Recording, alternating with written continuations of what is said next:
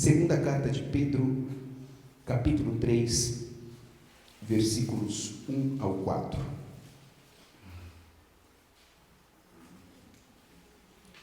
Amados, escrevo-vos agora esta segunda carta, em ambas as quais desperto com exortação o vosso ânimo sincero, para que vos lembreis das palavras que primeiramente foram ditas pelos santos profetas e do mandamento do Senhor e Salvador, mediante os vossos apóstolos. Sabendo primeiro isto, que nos últimos dias virão escarnecedores, andando segundo as suas próprias concupiscências, e dizendo: onde está a promessa da sua vinda? Até aqui. Meus irmãos, nós precisamos glorificar a Jesus. Por que nós precisamos glorificar a Jesus? Porque nós chegamos até aqui. Você chegou até aqui.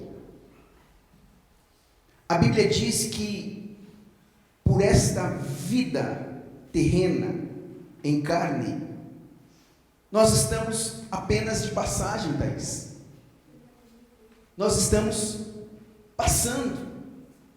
A propósito, o apóstolo Tiago diz que a nossa vida é como um vapor que alto se desvanece. Se você pegar aqui o óculos, né, tem um vidro, você soprar, você vê que ele embaça e rapidamente ele desvanece. A Bíblia diz que assim é a nossa vida. Então nós estamos aqui apenas de passagem. Mas nós precisamos entender que a estrada é longa. A jornada, ela é longa. Mas deixa eu dizer algo para você. Deus é com você. Mesmo a vida sendo breve, mesmo a jornada sendo longa, a estrada sendo longa, Deus é conosco. Aleluia. Glória a Deus. Todos nós temos certezas e incertezas. Ô Ricardo, tem cadeira aqui, hein? Se não tiver, a gente arruma uma. Sei quem trouxe o chocolate, cara. Não. Brincadeira. Todos nós, queridos, nós temos certezas e incertezas. A dúvida, por exemplo, nunca foi privilégio de ateu. Não é só ateu que tem dúvida, ou dúvidas. Quantos de nós, nesta jornada cristã, em algum momento, já não se deparou pensando sobre a volta de Jesus? Atende não, vó, senão a gente confisca seu celular. Quantos de nós, em algum momento da nossa jornada cristã, da nossa caminhada cristã, já não parou assim e se pegou pensando: poxa, será que o que a Bíblia mostra, explica, narra, será que isto é verdade? Será que isto pode acontecer? Quando nós olhamos para a narrativa da palavra de Deus, para a narrativa bíblica, nós notamos, irmãos, profetas, reis, juízes, nós notamos discípulos, notamos apóstolos de Jesus, nós notamos homens e mulheres que algum momento, ou que em algum momento da sua vida, da sua jornada, da sua caminhada, demonstraram uma fraqueza espiritual. O que isso significa? Que todos nós, sim, em algum momento das nossas vidas, passamos por um momento de dúvida, passamos por um momento de inquietação, refletimos, nos perguntamos às vezes até por acaso. Mas neste domingo, neste dia especial, eu quero, em nome de Jesus, através da palavra de Deus, desta palavra, poder extrair de você alguma expectativa, algum ânimo, o bom ânimo, acerca do que esta palavra nos revela. A Bíblia nunca mentiu, nunca mentirá. A Bíblia é a palavra de Deus, e se tem alguma expectativa a ser gerada, não é nas minhas frustrações, não é nas inquietações, não é talvez nas minhas fraquezas espirituais. Se tem alguma dúvida a ser tirada, ela precisa ser na santa e gloriosa palavra de Deus. Esta mesma palavra diz que o nosso Deus, Samuel, Ele é o mesmo ontem, hoje e será eternamente. Esse é o nosso Deus. Esta mesma palavra diz que este Deus não muda e nem sofre variação de mudança. Ele permanece Deus, com pandemia, sem pandemia, com maremoto, sem maremoto, não interessa. Deus continua sendo Deus. Mesmo que você pare de adorá-lo, Ele continua sendo o seu Deus. A Bíblia diz que se você parar de adorar, Ele pode levantar pedras para clamarem no seu lugar. Então, por que é que eu dei essa introdução aqui para você? É porque nos dias que nós estamos vivendo, muitas perguntas têm surgido. E a pergunta principal que tem surgido é: cadê a volta de Jesus? Os crentes sempre falaram sobre a volta de Jesus. Eu, por exemplo, os irmãos me conhecem, nasci no berço evangélico. Só o berço era evangélico, porque depois eu precisei fazer confissão de fé, precisei aceitar Jesus.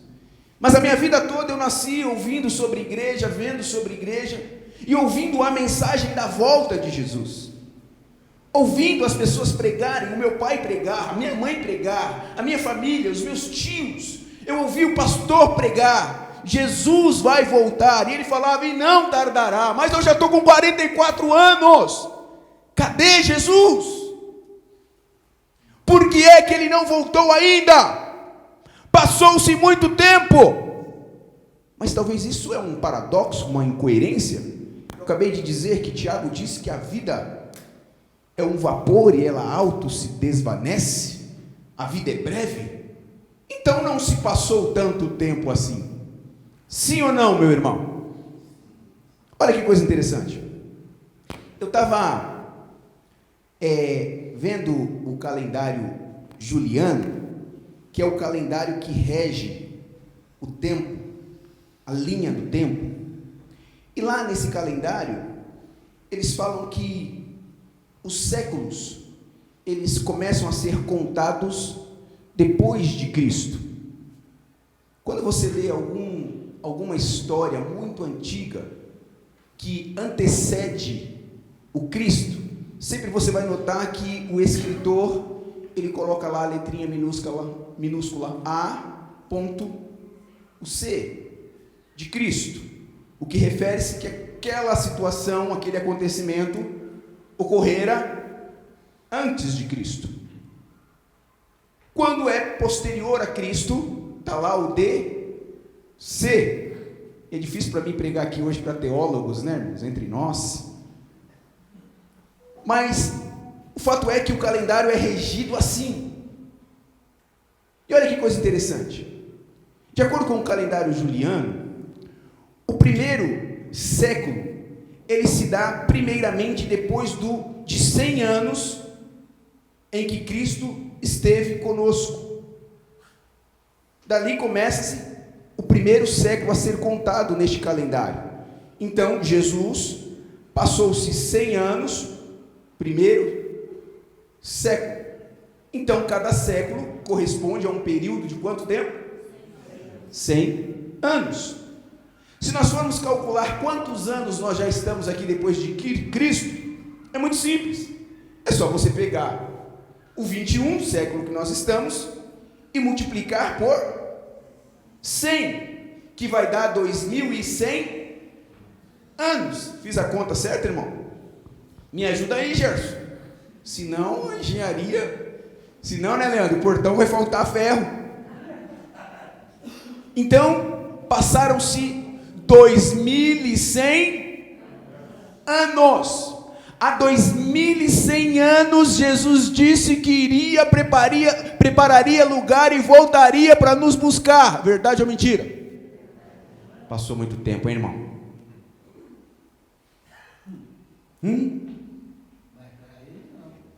Calma, pastor. Deixa eu molhar o bico. É bom ter certeza da salvação, hein? Aleluia. Mas o fato é que o apóstolo Pedro aqui nessa carta, ele diz que nos últimos dias, escarnecedores apareceriam dizendo: aonde está a promessa da sua vinda? Nessa primeira carta de Pedro, aí no capítulo de número 3, nós vamos ver o versículo de número 8. Observe aí, você pode dar para publicar eles, por favor, querido. Segunda de Pedro, segunda carta de Pedro, capítulo 3, versículo 8. Mas amados, antes de ler isso aqui, você vê que nessa segunda carta Pedro já está mais convertido, né? Porque quem lê a Bíblia sabe quem era o Pedro. E ele não era igual o filho da Tati, por exemplo, do Leandro, ele já é o Pedro convertido. Mas Pedro, antes da conversão, os irmãos sabem quem era, né? Não tinha esse tipo de conversa. Mas olha o que ele diz: mas amados, não ignoreis uma coisa, que um dia para o Senhor é como 1000, e 1000 anos como um dia. Considerando a palavra de Deus, e essa conta que nós fizemos aqui de 2100 anos, considerando esta palavra, passou 2 dias e alguns segundos. Jesus pode voltar hoje. Você está aí comigo? Você está entendendo, né? Quem está entendendo diz glória a Deus. Aleluia! Jesus pode voltar hoje. Jesus pode voltar agora. Jesus pode voltar a qualquer momento. A qualquer momento a trombeta vai tocar. A qualquer momento eu e você vamos nos encontrar na glória e vamos nos assentar à mesa com o Rei dos Reis e Senhor dos Senhores. Aleluia! Oh, irmão, como é bom ter essa revelação. Aleluia! Glória a Deus! Como é gostoso poder desfrutar da revelação da palavra de Deus. Mas nós precisamos tomar muito cuidado com os escarnecedores, porque eles se aproveitam das nossas fragilidades espirituais. E se na nossa fragilidade nós não corrermos para a palavra de Deus, para a luz da palavra de Deus, nós vamos nos desesperar, e chegará um momento que nós vamos até começar a agir como eles. Está demorando demais, então se está demorando demais, eu acho que isso não vai acontecer. Então se não vai acontecer, eu vou viver como o mundo vive, como os escarnecedores vivem. Ei, não, você é ungido do Senhor, você é ungida do Senhor. Lá no ventre da sua mãe, Deus já te conhecia, e Ele te separou para você morar com Ele nas mansões celestiais. Aleluia! Nós precisamos entender isso, queridos. Com essa introdução, eu queria compartilhar com você alguns textos bíblicos acerca da certeza da vinda do Senhor. Aleluia! Alguns estudiosos, irmãos, teólogos, dividem a vinda do Senhor Jesus em 2 fases. Na primeira fase, eles dizem que Jesus só virá para a igreja. E na segunda fase, dizem que todo olho virá. Ou seja, todos vão ver. E eles atestam isso baseado no texto lá, por exemplo, de 1 Tessalonicenses. Você pode colocar aí para nós, Iris, por favor? Capítulo de número 5, verso 1 ao 9. Eu quero ler alguns versículos para entrar em nós, ficar em nós, morar em nós. E com muito zelo nós fazermos como Davi, esconder essa palavra dentro de nós. Para que quando os escarnecedores começarem a tumultuar, eu só vou me lembrar que Pedro diz que nos últimos dias eles surgiriam. Então significa que é os últimos dias, Jesus está vindo, está cumprindo a palavra. Aleluia. Está lá, ó, 1 Tessalonicenses capítulo 5, nós vamos ler até o 9, versículo 1 ao 9, diz: meus irmãos, acerca dos tempos e das estações, não necessitais de que se vos escreva, porque vós mesmos sabeis muito bem que o dia do Senhor virá como um ladrão de... O que isso significa? Jesus vai vir e ninguém vai? Próximo. Pois que quando disserem a paz e segurança, então lhe sobrevirá repentina destruição, como as dores de parto aquela que está grávida, e de modo nenhum escaparão. Mas vós, irmãos, já não estáis em trevas, para que aquele dia vos surpreenda como um ladrão. Olha que coisa maravilhosa. Fica tranquilo, que você não vai ser surpreendido. Você está na luz. A Bíblia diz que aquele que está na luz, que anda na luz, a paz de Deus, o amor de Deus o invade e lhe dá a certeza de Cristo está com ele, Cristo é nele. Aleluia. Então você não vai ser pego de sobreaviso, a menos que você dê atenção aos escarnecedores. Porque todos vós sois filhos da luz e filhos do dia. Nós não somos da noite e nem das trevas. Não durmamos, pois, como os demais, mas vigiemos e sejamos sóbrios. Porque os que dormem, dormem de noite, e os que se embebedam, embebedam-se de noite. No Brasil está de dia também. Mas nós que somos do dia, sejamos sóbrios, vestindo-nos da couraça da fé, do amor, e tendo por capacete a esperança da salvação. Porque Deus não destinou para a ira, não nos destinou para a ira, mas para a aquisição da salvação por nosso Senhor Jesus Cristo. Palavra boa para a igreja, hein? Deus te destinou para a salvação, irmão. Fique tranquilo. Então, esse versículo, ele dá pano de fundo, embasamento, para essa teologia que fala acerca das duas vindas de Cristo, as duas maneiras como Cristo virá. Primeira, como um ladrão, ou seja, ninguém virá senão aquele que já o aceitou como Senhor e Salvador da sua vida. Apocalipse, no capítulo de número 1 e o verso 7.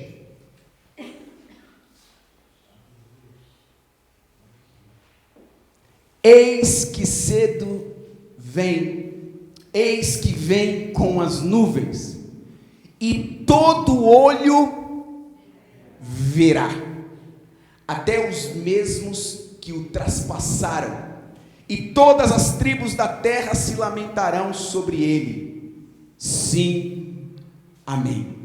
Então esse texto, ele dá pano de fundo para a segunda volta de Cristo, onde todos o verão.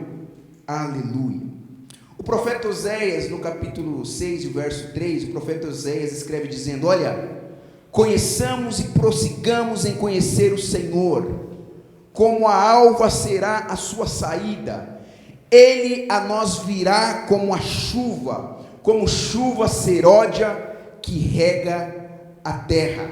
Lá em Mateus, no capítulo 24, versículo 27, o próprio Senhor descreveu a sua vinda dizendo: porque assim como um relâmpago que sai do oriente e se mostra até o ocidente, assim também será a vinda do Filho do Homem. Em Mateus capítulo 24, versículo 30, Jesus ainda declara: então aparecerá no céu o sinal do Filho do Homem, e todas as tribos da terra se lamentarão, e verão o Filho do Homem vindo sobre as nuvens do céu, com poder e grande glória. Em João capítulo 14, versículo 1 ao 3, o próprio Jesus garantiu dizendo: não se turbe o vosso coração, credes em Deus, crede também em mim. Na casa de meu Pai há muitas moradas, se não fosse assim, eu vou-lhe teria dito: vou preparar um lugar a vocês, e se eu for preparar lugar, virei outra vez, e vos levarei para mim mesmo, para que onde eu estiver, estejai-vos também. Aleluia. O que isso significa? Jesus voltará. Aleluia. A Bíblia garante que Jesus vai vir. A Bíblia garante que Jesus voltará, e a pergunta é: se Ele vir hoje, como é que estamos? Se Jesus vir agora, como é que estamos? Se Jesus vir neste momento, Samuca, como é que estamos? Esta promessa é real, meus irmãos, não se engane. Ah, pastor, mas está demorando muito. Você viu que nem sempre o seu tempo está de acordo com o cronos de Deus, com o tempo de Deus. Ele pode vir agora, como um ladrão. Ele pode vir aparentemente, né, como um relâmpago. Ele pode vir nesse exato momento. A questão é: como é que está eu, como é que está você acerca da sua volta? Então essa mensagem, meus irmãos, é para refutar todo e qualquer escarnecedor, é para refutar todo aquele que de certa forma está falando mentiras e heresias acerca da palavra de Deus. Não se engane, é preciso arrependimento. Não se engane, é preciso conserto. Não se engane, é preciso lavar as vestiduras no sangue do Cordeiro. Não se engane, Ele buscará e levará uma igreja santa, lavada, remida pelo seu sangue. Não se engane. Ah, pastor, está demorando muito. Há um modismo, há uma coisa que eu preciso estar lá, que eu preciso viver aquilo lá. Ei, não se engane, esta palavra vai se cumprir. Aleluia. Jesus voltará. Jesus virá nos buscar. E isso tem que nos encher de expectativas, meus irmãos. Isso tem que encher o nosso coração de alegria, porque a grande maioria está totalmente perdida, desesperada, achando que é o fim, achando que vai acabar. Ei, nós temos uma viva esperança. A palavra de Deus nos garante: Jesus vai voltar e vai nos buscar para morarmos com Ele. Aleluia, glória a Deus. E eu quero ir. Eu também quero que você vá. Aleluia. Glória a Deus. Aleluia. Quando nós lemos esse texto de Pedro, esta carta, você vai perceber lá no versículo de número 9, nesse mesmo capítulo, nós lemos aqui que Jesus, ele ainda não veio, Maurício, por uma razão muito clara, e essa razão é singela. Essa razão tem que nos fazer tremer, temer e estremecer. Sabe por que Jesus ainda não veio? Publica para mim, por favor, o 3, capítulo 3, 2 de Pedro, verso 9. Essa razão está aqui, ó. Ele não veio ainda, porque é propósito dele que todos venham a arrepender-se. Se ele vir hoje, quem que você conhece vai ficar?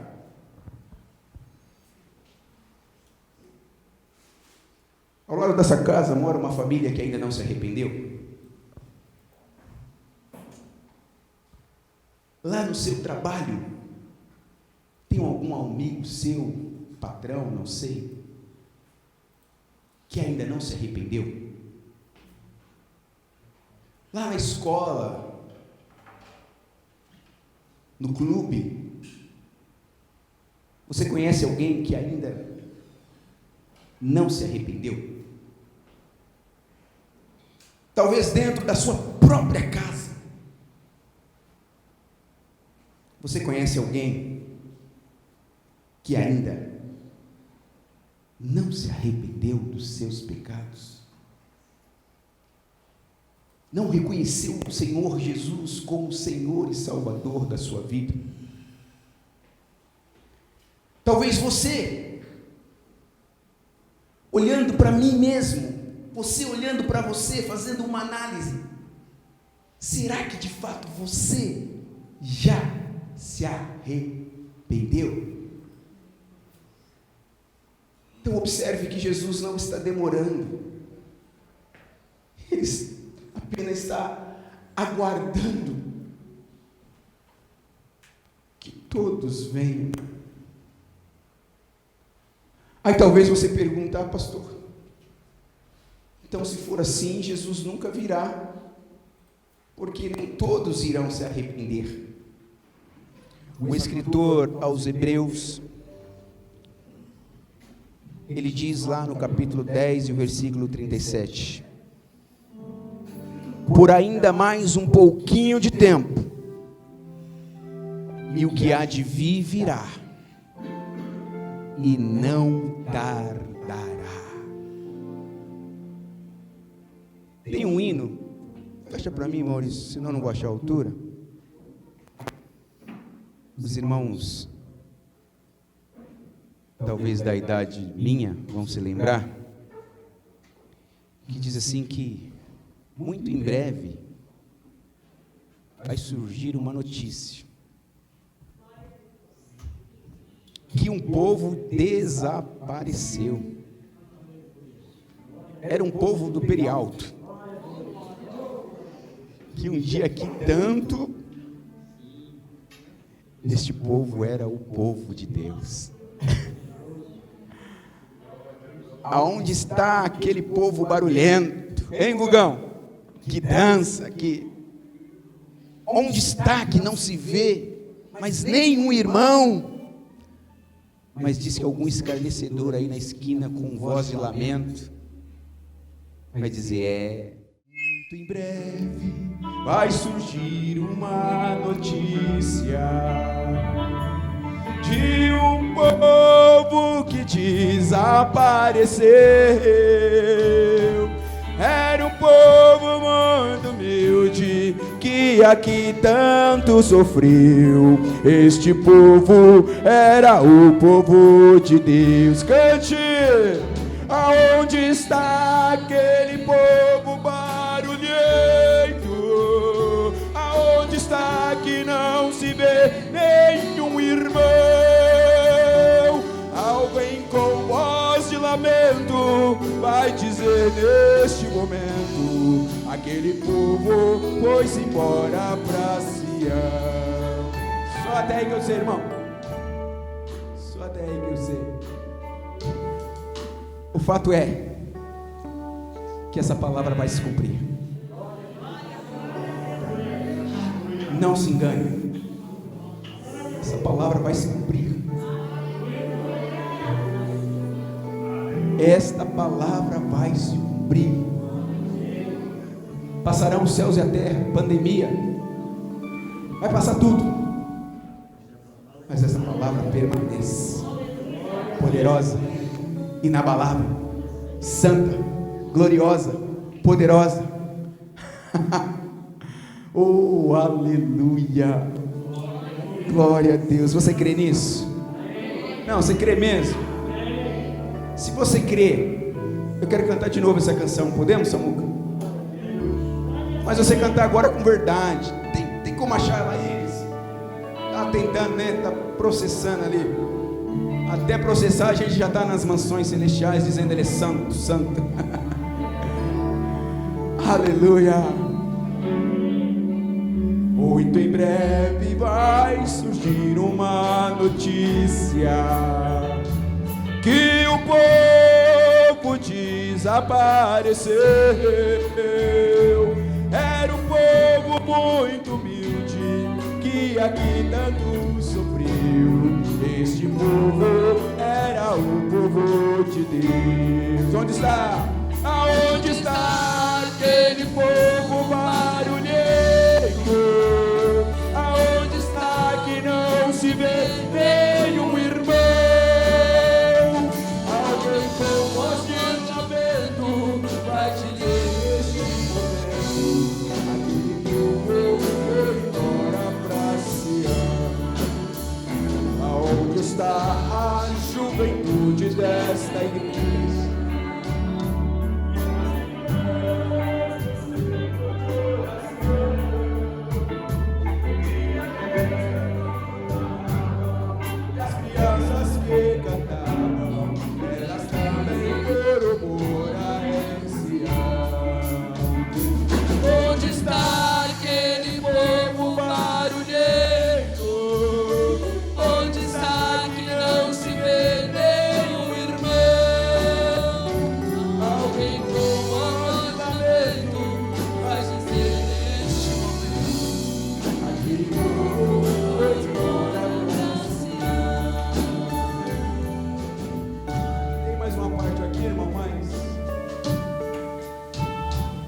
Vou me arriscar a cantar,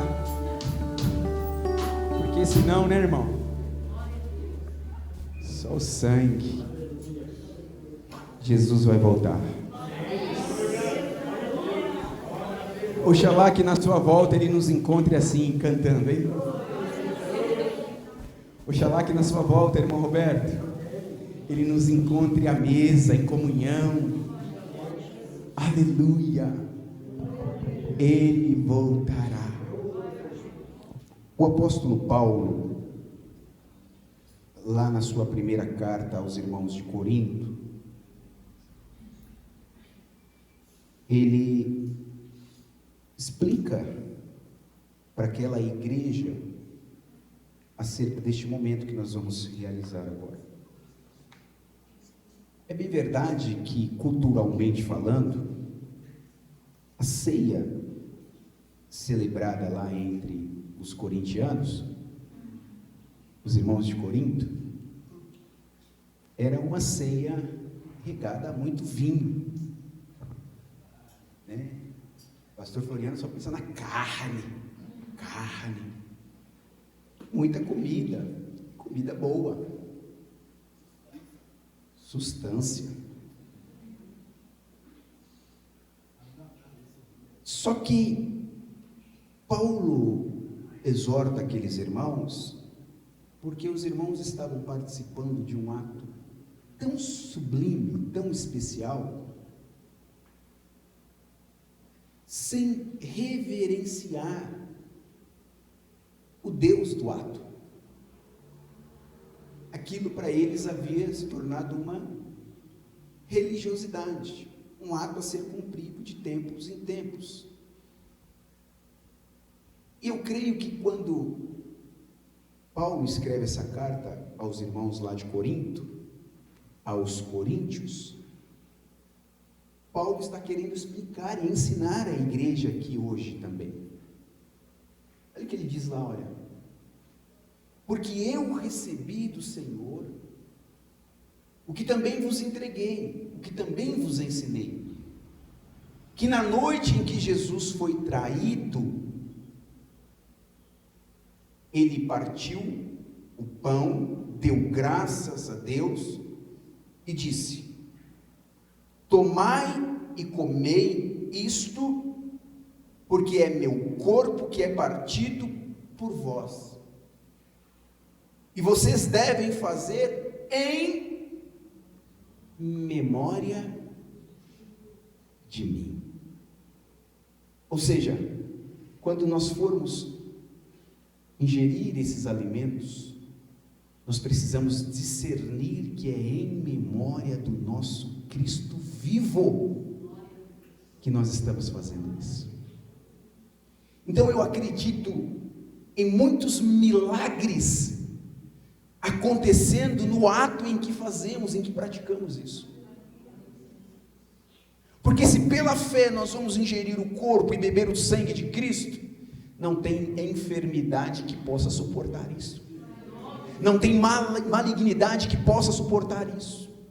Se porventura existe alguma treva, algumas trevas dentro do meu ser, ao tomar o corpo, ao participar deste ato singelo, toda treva é dissipada. Então nós precisamos discernir isso.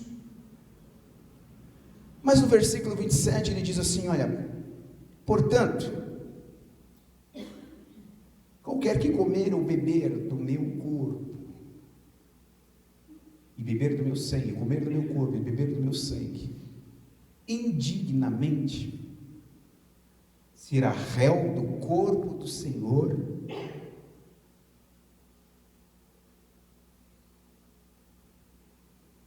será culpado do corpo do Senhor e do sangue do Senhor.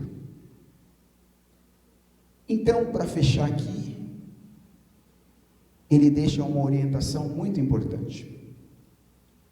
Ele diz: examine-se o homem a si mesmo, e aí coma do pão e beba do cálice, porque o que come e bebe sem discernimento, come e bebe juízo para si mesmo.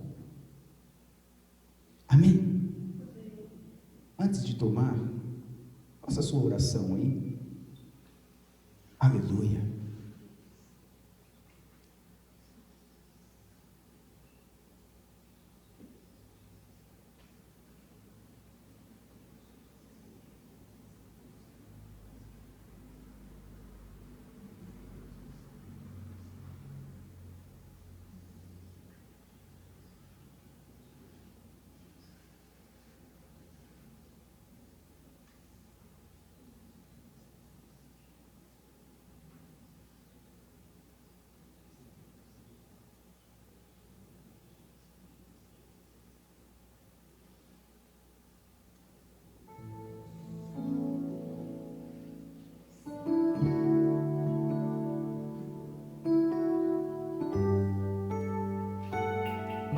Aleluia. Tomai dele todos.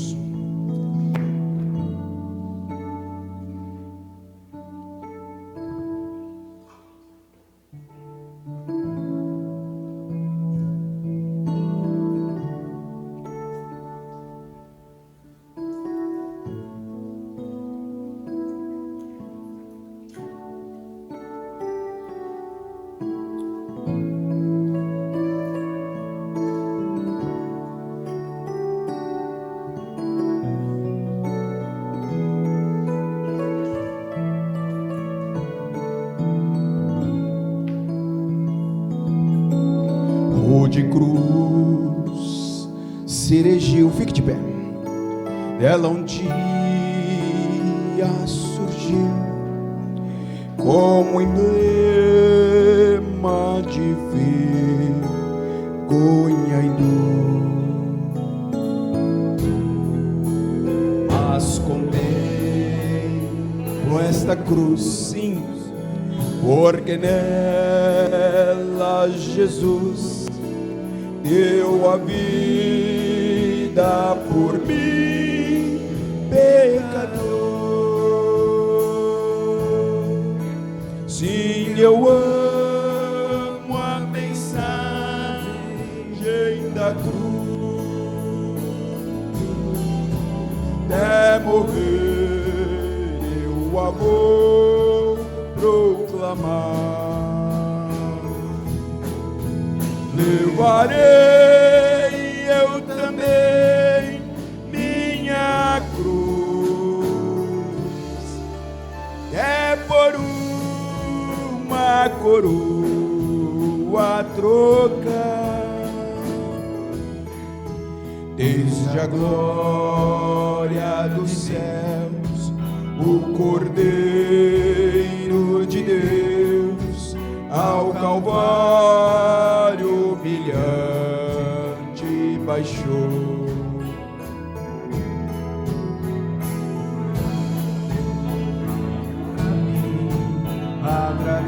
Atrativo sem fim, porque nela Jesus me salvou.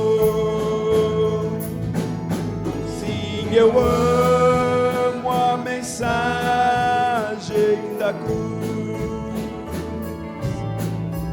até morrer eu a vou proclamar. Levarei eu também minha cruz, é por uma coroa.